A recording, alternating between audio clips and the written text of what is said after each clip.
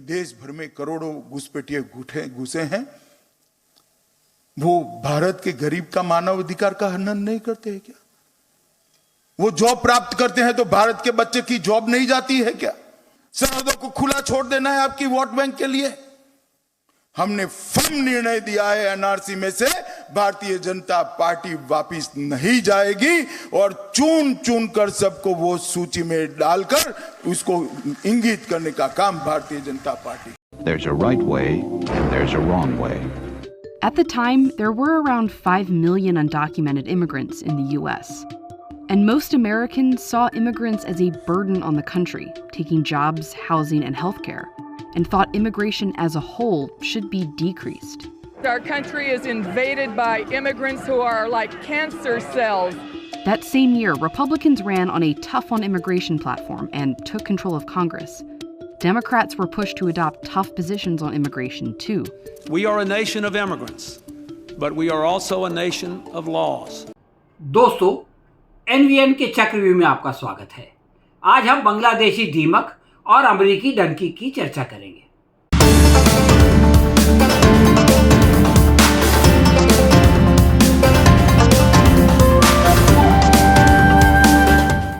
दोस्तों, चुनाव के मैदान में अमित शाह की हालत जब पतली होती है तो उनकी जबान फिसलने लगती है। झारखंड में बहुत जल्द चुनाव होने वाले हैं। अभी पिछले महीने 20 सितंबर को शाहगंज की एक रैली में अमित शाह ने सोरेन सरकार पर इल्जाम लगा दिया कि वो घुसपैठियों को राज्य पर कब्जा करने का अवसर दे रही है। उन्होंने क्या कहा, आप खुद उन्हीं से सुनिए। एक बार झारखंड सरकार बदल दीजिए, रोहिंग्या और बांग्लादेशी घुसपैठियों को चुन चुन कर झारखंड के बाहर भेजने का काम भारतीय जनता पार्टी करेगी। हेमंत सोरेन ने रोक सकता है क्या? कांग्रेस रोक सकती है? उनकी तो वोट बैंक ही वो ही। हाँ, तो दोस्तों, गृह मंत्री अमित शाह अपना भाषण करते हुए ये भूल गए कि सीमा पर घुसपैठियों को रोकना विपक्ष का नहीं, खुद उनका काम है और इसमें राज्य सरकार कुछ नहीं कर सकती। पश्चिम बंगाल में भी अमित शाह ने ममता बनर्जी पर ऐसे ही ऊटपटांग आरोप लगाकर लोगों को डराया था, मगर वहां की जनता ने अमित शाह समेत बीजेपी को उल्टा लटकाकर लौटा दिया। वही झारखंड में भी हो सकता है। शाह जी कहते हैं कि जिला पाकोड़ में हिंदुओं और आदिवासियों से झारखंड छोड़ने के लिए नारे लगाए जा रहे हैं। सवाल ये है कि ऐसे में गृह मंत्रालय क्या चूड़ियां पहनकर भाड़ झोंक रहा है? वो अपनी CISF वहां क्यों नहीं भेजता और उन लोगों को क्यों नहीं रोकता जो ऐसी धमकियां दे रहे हैं? उस पर कड़क एक्शन लेने के बजाय केवल चुनावी भाषणबाजी पर क्यों जो है वो इत्तेफा किया जा रहा है? शाह साहब कहते हैं, अगर जनता ने झारखंड में उनकी पार्टी को सत्ता के लिए चुना तो हिंदू समुदाय की राष्ट्रवादी बीजेपी की हुकूमत होगी। जम्मू कश्मीर की जनता ने अभी हाल में बीजेपी की ये गलतफहमी दूर कर दी कि उसके सारे विरोधी देशद्रोही नहीं है और जब वो हार गई तो उमर अब्दुल्ला को प्रधानमंत्री ने मुबारकबाद भी दी। मगर बेचारे अमित शाह के पास इस झूठ की डुगडुगी के सिवा कुछ भी नहीं है जिसको बजाकर वो वोट बटोर सकते हैं। अमित शाह का सबसे मूर्खतापूर्ण सवाल ये था कि मुझे बताएं कि ये ज़मीन आदिवासियों की है या रोहिंग्या और बांग्लादेश के घुसपैठियों की है।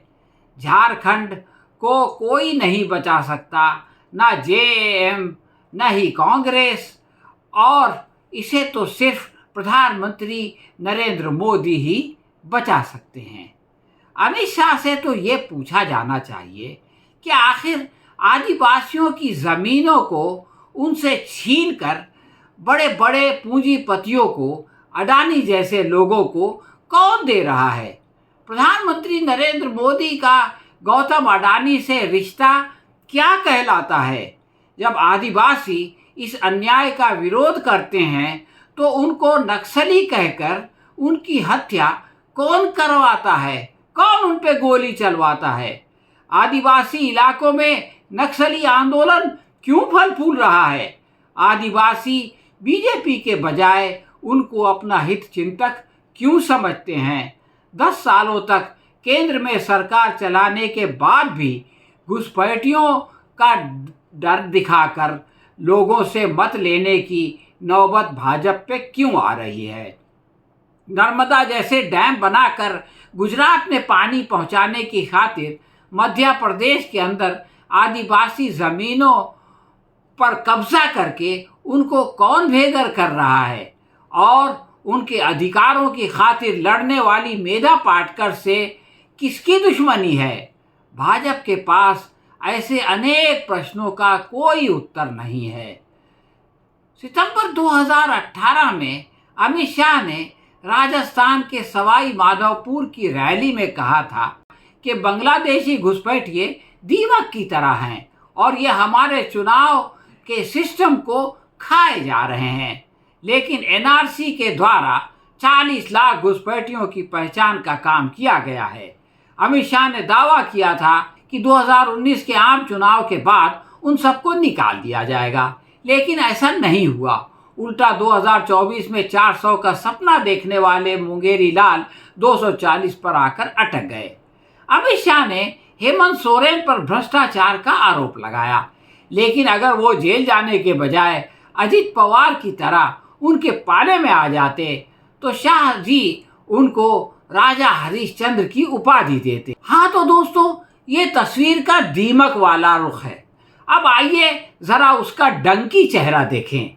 सबसे पहले ये वीडियो देखें, फिर हम अपनी बात को आगे बढ़ाते हैं। This vast route has seen an unprecedented surge in undocumented Indian immigrants crossing into the United States. In June 2024, the situation reached a tipping point.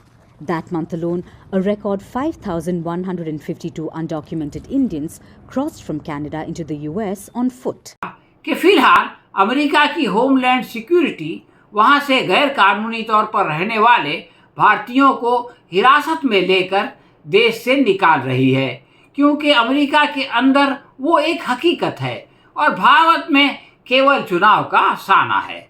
इसलिए यहाँ बयानबाजी होती है और वहाँ एक्शन होता है।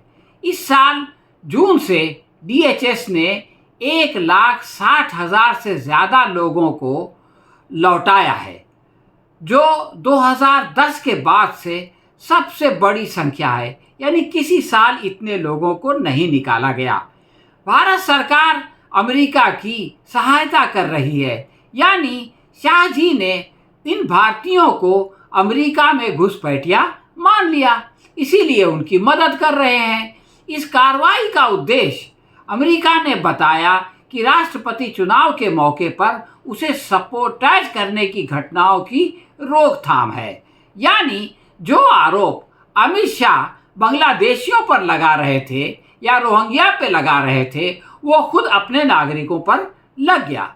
अमेरिकी सरकार के अनुसार अक्टूबर 2023 से सितंबर 2024 के बीच हर घंटे अमेरिकी सीमा से 10 भारतीय नागरिकों को गैर कानूनी तौर पर अमेरिका में जाते हुए गिरफ्तार किया गया। हर घंटे 10 नागरिक। इससे पहले वाले साल 96,917 भारतीयों ने गैर कानूनी तौर पर अमेरिका में घुसने की कोशिश की थी। एक तरफ तो भारत सरकार पड़ोसी देशों से नॉन मुस्लिम को CAA के द्वारा नागरिकता दे रही है, जबकि भारतीय नागरिक अपनी जान को जोखिम में डालकर अमेरिका और अनेक यूरोपीय देशों में फरार हो रहे हैं। अमेरिका जाने वाले इल्लीगल लोगों में 78,000, यानी इस साल की बात कर रहा हूँ, 78,312 तो खैर अविवाहित थे, लेकिन 11,000 लोग तो अपने परिवार समेत उन्होंने ये खतरा मोल लिया और उनके साथ अपने 500 नाबालिग बच्चों को भी ले गए। आप सोचिए कि एक ऐसे सफ़र में जिसमें जान का खतरा है, लोग अपने बच्चों को लेके जा रहे हैं। सवाल ये है कि सम्राट मोदी की जो है वो अगुवाई में अगर भारत स्वर्ण युग में जा रहा है, तो इतनी बड़ी संख्या में भारतीय नागरिक देश छोड़कर क्यों भाग रहे हैं? उन्हें यहाँ रोजगार क्यों नहीं मिल रहा है? अपने हर अमेरिकी दौरे के समय प्रधानमंत्री मोदी ठुमकने और मटकने वालों के साथ अपनी फ़ोटो खिंचवाते हैं और वीडियोस बना के जारी करते हैं, मगर उन बेचारों की खबरगिरी नहीं करते कि जिनका कोई पूछने वाला नहीं है। राहुल गांधी ने अपने हालिया दौरे में उनसे मुलाकात करके उनकी समस्याएं सुनी और उन्हें ला करके भारत में पेश भी किया। हरियाणा के चुनाव से पहले उन्होंने बताया कि वहाँ क्या हाल है, मगर हरियाणा की जनता ने उनकी अनसुनी कर दी। हम भारत के लोग शाहरुख खान की पठान और जवान तो खूब देखते हैं, मगर डंकी को फ्लॉप कर देते हैं, इसलिए कि वो एक कड़वी सच्चाई है जिसको हम देखना नहीं चाहते। इसी मानसिकता का फ़ायदा उठाकर अमित शाह जैसे लोग घुसपैठियों का फेक नैरेटिव घड़कर चुनाव जीत जाते हैं। मोदी असली डंकी को छुपाकर काल्पनिक दीमक से डराकर अपनी राजनीति चमकाते हैं। हाँ तो दोस्तों, ये थी हमारी आज की समीक्षा। आपको कैसी लगी हमें कमेंट बॉक्स में लिख के बताएं। अगर पसंद आई हो तो इसे लाइक या शेयर करें। हम बहुत जल्द किसी और विषय पर आपसे बातचीत करेंगे। तब तक के लिए आज्ञा दीजिए। धन्यवाद।